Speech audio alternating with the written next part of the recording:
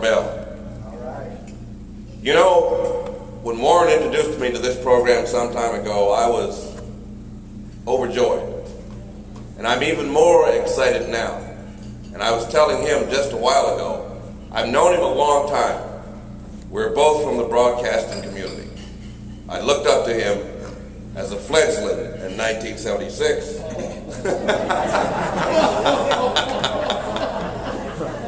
But I think this is his most important work. This is his most significant work. He has been training his entire life, Becky, for this moment. This is his passion. This is his God-chosen mission.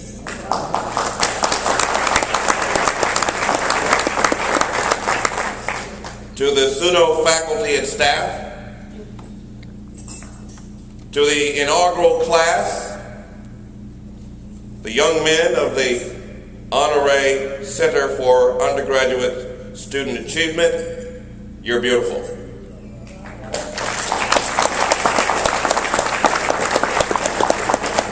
To the parents and friends, I'm excited about this program because it reminds me of the old saying, it takes a village to raise a child. But for the last 3 decades, my friends, the village has been on fire.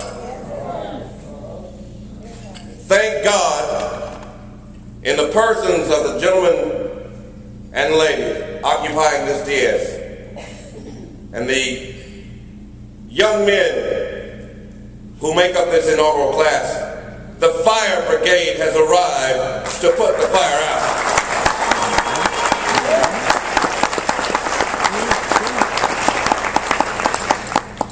Now, the young man said I was born in St. Louis, but the truth of the matter is my formative years were spent in Suba, Mississippi. For those of you who are geographically challenged, that's 14 miles northeast of Meridian, headed to Tuscaloosa, Alabama.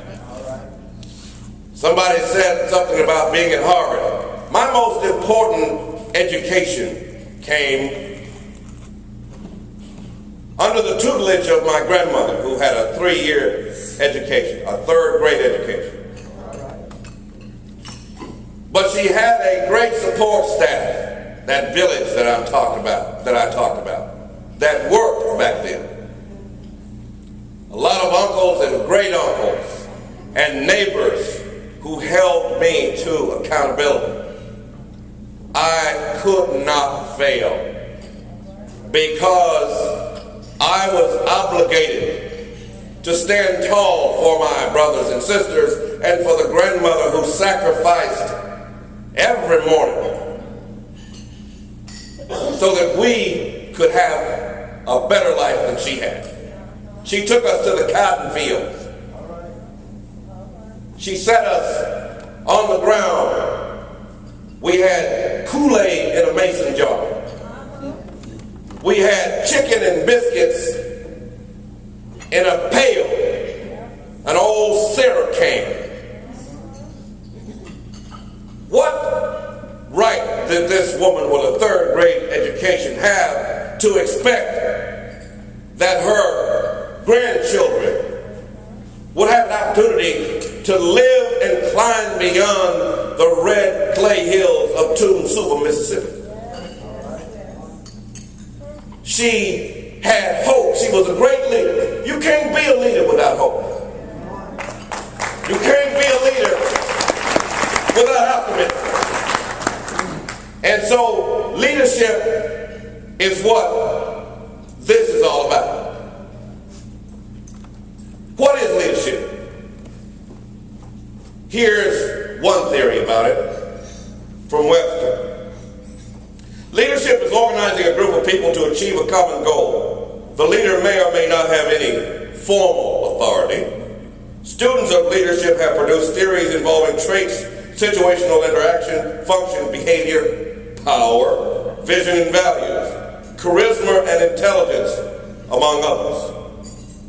Somebody whom people follow. somebody who guides or directs others. Now, having said that, so then what is a leader? Here's some thoughts about that. A leader is a visionary, like Dr. Mason. A leader brings a vision to the group, a plan by which others can follow. A leader is a dealer in hope. Words spoken by Napoleon Bonaparte and my late grandmother. A leader is reliable. You heard this from General Honore. You don't want to follow someone who shows up late or doesn't do what they say they're going to do. One who does the work that needs to be done. A leader has audacity. You can't be scarred. It takes guts to be a leader. Leadership is not for everyone. Some people will prefer to tag along for the ride, and that's fine. Not everyone should be a leader. A leader understands the value of empowering people. Inherently, people want to do a good job. They want to succeed and make others happy. A leader is positive. Nobody wants to follow a person who is doom and gloom. A leader doesn't have to be all about rainbows and sunshine, but there definitely needs to be a boost of positivity, especially when tackling a difficult project or the going gets tough. A pessimist sees the difficulty in every opportunity. An optimist sees the opportunity in every difficulty. Words of Winston Churchill. Lastly, a leader is motivated. If you don't have any of the previous characteristics, it certainly isn't motivating for followers to follow the leader, let alone do a great job. And that brings us to you, young men. As potential leaders, you are standing at the doorstep of greatness. The question tonight is, do you have the courage to open the door and enter the room behind it? It's a room that's filled with unknown mysteries and challenges that can only be solved by you. You and I have been born into a particular set of circumstances that obligates us to the many generations that came before us, whose sacrifice and struggle made it possible for us to survive despite the tyranny that threatened to destroy us. We are morally obligated to pass on the binding love and commitment to the generations that follow us. And we can only meet that obligation if we are prepared. In speaking to that notion, Malcolm X said, quote, "Education is our future, is our passport to the future. For tomorrow belongs to the people who prepare for it today." And to quote another great African-American author, historian, and philosopher, Dr. John Heinrich Clark, who spoke the following words specifically about black leadership. "I think every person that calls themselves a leader, a preacher, a policymaker of any kind, should ask and answer the question in his own lifetime: how will my people stay on earth? How will they be educated? How will they be schooled? How will they be housed? And how will they be defended? The answer to these questions will create the concept of enduring nationhood, because it creates the concept of enduring responsibility.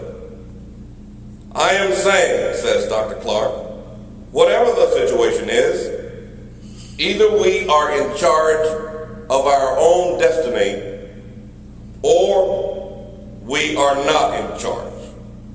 On that point, we've got to be clear. You're either free or you're a slave. Those words spoken by Dr. Charles by Dr. Clark decades ago are just as true today. Dare we ask ourselves in this time, in this place, are we free or slave?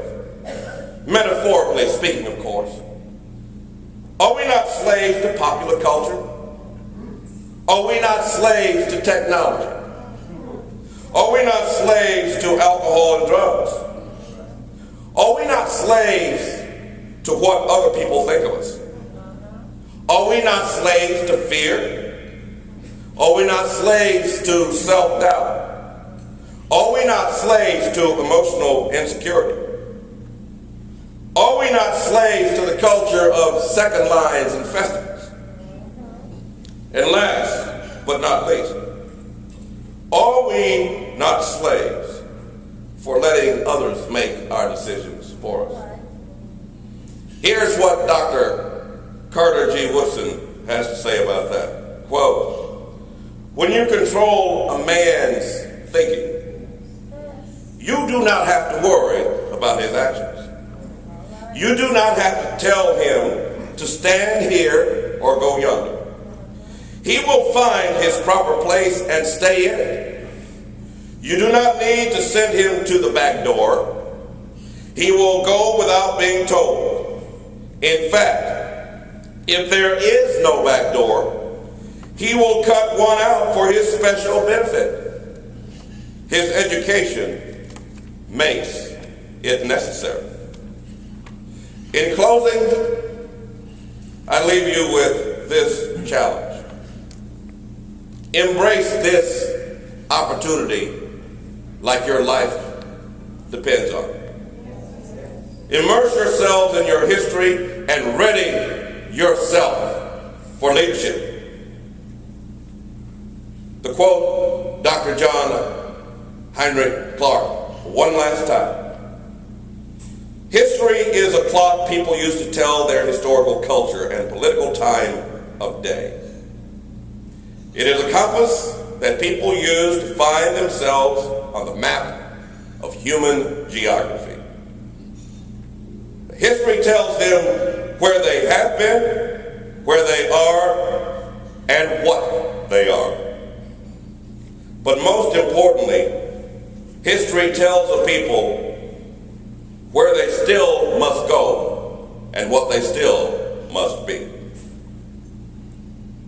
As I take my seat, I must remind you, though, of the power of fear.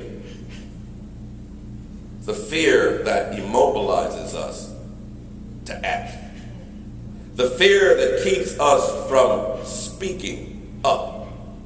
The fear that keeps us from taking a stand. The fear that keeps us from being different. The fear that makes us think that we are unworthy. The fear that makes us think that we could never do that. Do you have the courage to suppress fear? Do you have the courage to act in spite of fear?